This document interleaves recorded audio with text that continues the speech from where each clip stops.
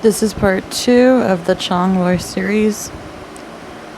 This is the story of a 30-year-old woman from Wisconsin that goes under the name as Tracy Malakovich, who is a self-proclaiming successful author and artist.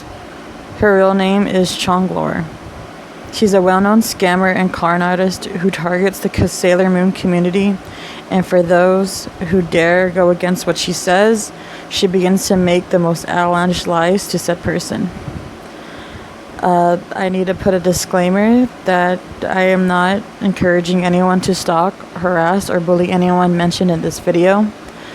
This video is purely made to inform you, and it's made for entertainment purposes only. I do not condone any bullying or harassment. Some people's names were changed for their protection, and some of the people involved have their faces censored out for their privacy. Chong Lore is a public figure. This is no way invading her privacy. Mature content ahead. Coriander had severed her friendship with Chong. Chong began harassing Coriander and her family, from sexually harassing Coriander's husband to a childish debate with Coriander's brother, based on comparing her art with Coriander's brother's, going down to trying to dox Coriander. After Coriander's husband kept denying Chong and asking her to leave him alone, Chong said he would regret ever denying her. She started making fun of Coriander's husband after he had just lost his mother, saying he deserved it for denying her. During this time, Coriander was working on a restraining order against Chong, just as J.L. Beck did. It took 2 years of harassment for Chong before the police took the matter seriously. After multiple death threats, the police tried mediating the matter. This only pissed off Chong even more. The police figured out that Chong in fact edited Coriander's ED page and was constantly updating the page with more and more lies, from saying Coriander was a plagiarist to a scammer. She posted edited pictures of her and her family on Coriander's ED page. At the end of the day, Chong is still bitter. Eventually, Coriander was granted the restraining order. Chong still to this day keeps posting more and more stuff about Coriander. None of Chong's claims are true. Chong's next victim was a family. Chong had befriended a woman named Tanya. Tanya befriended Chong through a Sailor Moon community. At the time, Tanya had moved to a new state and had no friends or family by. Her husband traveled for work, leaving Tanya home with her 2 kids. Chong was someone to keep her company during this time. Chong would constantly message Tanya throughout her day. Tanya didn't mind because this gave her someone to talk to. But looking back now, the whole conversation was always about Chong, never about Tanya. Tanya would constantly scold Chong for posting things on Facebook that were deemed to be inappropriate. Chong eventually put Tanya on a restriction list since she saw less of bad Chong. Chong had asked Tanya if she could move in with her and start over with her life since she knew Tanya was looking for a roommate. Tanya happily agreed. What Tanya had hoped that this was friends helping each other out. Tanya would continue going to school as a pharmacy tech, eventually getting a job after she graduated. Tanya and her husband were the ones to pay for everything in order to get Chong to them. Chong seemed grateful at the time. Tanya had sent her kids to stay with their grandparents for the summer. They wanted to see how safe Chong was before having her around their kids. When Chong arrived, Tanya and her husband had set some ground rules for Chong. 1, she was not allowed to say anything while living with them. 2, she was not allowed to tell people online their address because they knew she had stalkers. 3, she had to pay $200 a month for staying with them. Neither of these rules she followed. When Chong had officially moved in, something felt very wrong. At this point, it was already too late.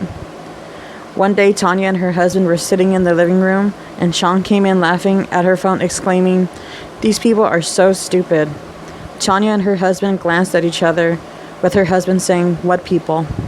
Only for Chong to say, "These people buying from me." Tanya's friend Kendra had asked why Tanya's address was posted everywhere on the internet. Tanya confronted Chong only for her to deny these claims. Tanya had forced Chong to send off these items she sold to the post office, where Chong had admitted to sending a fake receipt to one of her buyers. During this time, Chong was looking for work. Tanya had asked to see what she would wear for her interview. Going through Chong's clothes, there was nothing appropriate for her to wear for her job interview. Tanya offered to buy her new clothes for Chong for her interview. When Chong finally got a job, Tanya and her husband were driving her to and from work. Along with paying for her food, Chong was just another mouth to feed. She never paid them a single dime for anything, not even rent, another rule that Chong broke. Chong was trying to seduce Tanya's husband while living with them. She kept trying to get Tanya's husband to hug her. She admitted to Tanya's husband to being a prostitute and what she was willing to do with him. Tanya's husband got tired of it and said one more time and he would kick her the fuck out. Chong eventually hated him for denying her. Chong was in shock that Tanya's husband would even deny her. In a conversation with Tanya, Chong admitted to prostituting herself in order to buy more Sailor Moon stuff. According to many posts that Chong has put out, all these people who have harassed her or bullied her are all sluts and prostitutes. It makes sense why she calls everyone else prostitutes since she was the one doing the prostituting. For the record, there is nothing wrong with sex workers. For each their own. Sex workers should not be disregarded or degraded based on their job. They matter too. Tanya had admitted that there was a time where Chong had came out of the shower in only her towel, staring at Tanya. Tanya screamed. Chong ran into her room. There were many times that Chong stood naked in her room with the door wide open. Tanya would constantly have to shut the door. Tanya had finally had her kids come home, but under strict supervision. Tanya did not trust Chong being left alone with her children, nor do I blame her. Chong had claimed that Tanya's 6-year-old son was making the moves on her. At this point, the couple was done. She had lived with them for the duration of 3 months. The whole plan was to have her stay with them for a year, but the couple couldn't take it anymore. Tanya had Chong get a hold of Chong's mother to pick up Chong from the airport. Again, Tanya paid for the fight for Chong. Chong couldn't take everything with her on her trip to her mom's. Chong claimed that she had no money to mail her stuff back. Tanya agreed to hold on to Chong's belongings so she could get the money to have her stuff shipped back to her. 4 months passed and Tanya kept getting excuses why Chong couldn't get her things. Tanya's husband was eventually let go from his job, leaving them to having to sell their house. They gave Chong a heads up of their situation that Tanya couldn't take everything with her. Tanya had to abandon half of her own belongings. Tanya gave her enough time to figure out how she was going to get her stuff back, but still needed more time. Tanya gave her plenty of time to figure out things and told her the exact date when the family would be out of the house. They reminded her that they couldn't take everything with them, including Chong's Sailor Moon collection. Tanya agreed to send 1 box of important stuff, this stuff being Chong's belongings and her daughter's stuff, along with some culture stuff. Tanya paid $65 out of her own pocket to send this box. Again, Chong knew she was only sending the important stuff. Chong was more concerned about her Sailor Moon collection than her own daughter's. The only Sailor Moon related items that Tanya put in the box was a poster and a brooch that she had asked for. Tanya did feel bad for not being able to send the rest of her belongings, but it was out of Tanya's control.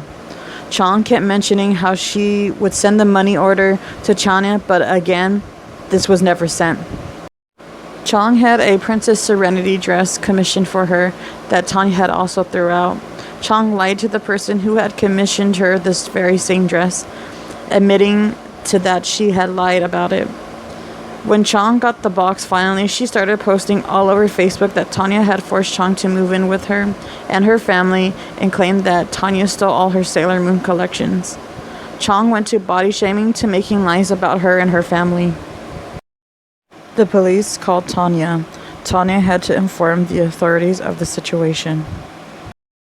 Tanya had showed every single text message exchanged between both parties to prove that she in fact did not steal anything. Eventually, Tanya had put in a restraining order against Chong. Still to this day, Chong accuses Tanya of harassing her.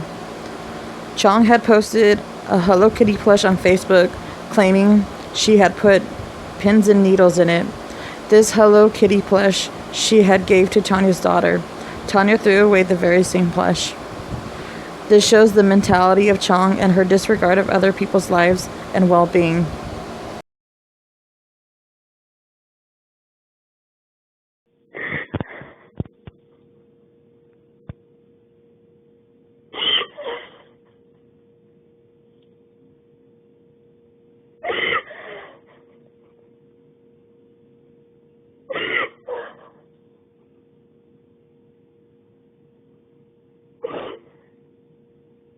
How can you do this to me? Haven't I lost enough?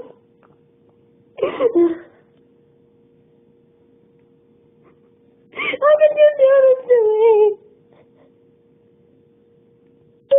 Chong's other victim, while this was going on, was another Moonie named Kendra. Kendra was good friends with Tanya. Chong had went to Kendra and asked if she would move in with her since Chong claimed she had nowhere to live. Kendra said no due to the fact that her mother was ill and Kendra was her caregiver. Chong sent her a Sailor Saturn keychain as a gift and eventually bought a Sailor Moon Holy Grail prop from her. Chong tried doxing Kendra in the early post on Facebook only because she was bitter that Kendra told her no to moving in with her. Chong later would make fun of Kendra's mother for passing away and calling her an orphan for losing her mother. Eventually, Chong had put out a GoFundMe because she claimed that she was homeless and needed a place to stay. I really questioned the authenticity of her claim of being homeless since she shows off her Sailor Moon dollhouse that she bought. There's one thing of being a Sailor Moon collector, but bashing other collectors because they don't have the same item you bought. To be honest, the dollhouse looks cheap and it has no feel of anything Sailor Moon related. I'm not going to tell another adult how to spend their money, but for whatever the amount she paid for that item, it wasn't worth for a hunk of plastic with 2 Sailor Moon stickers on it.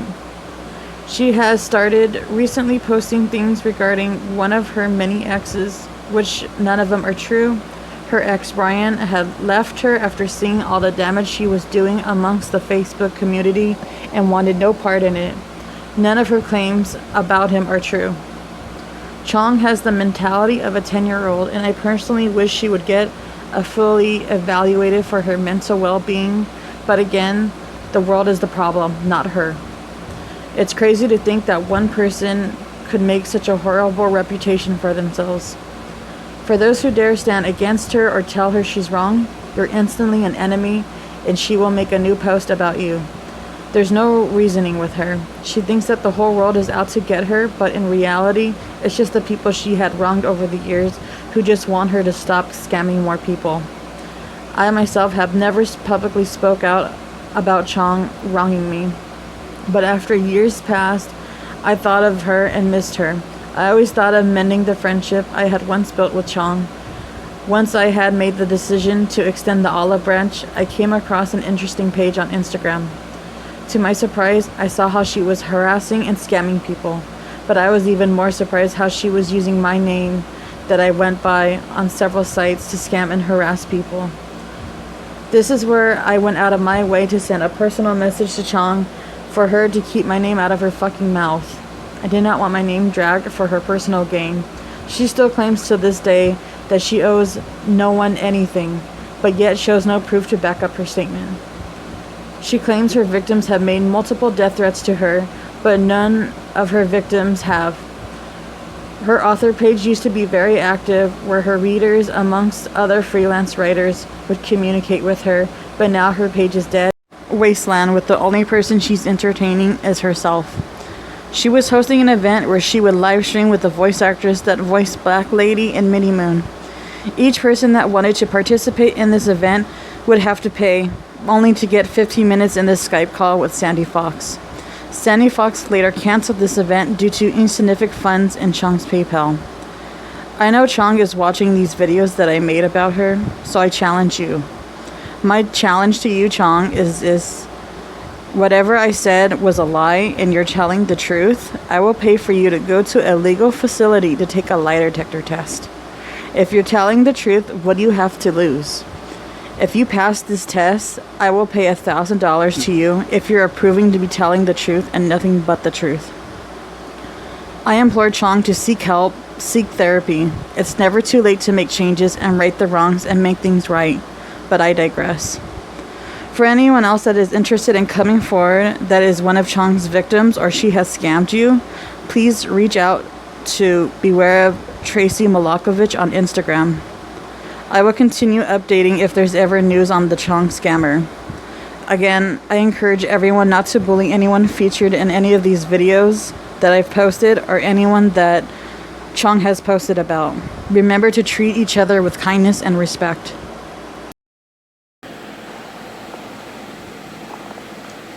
Merry Christmas to Tracy. Merry Christmas to Tracy.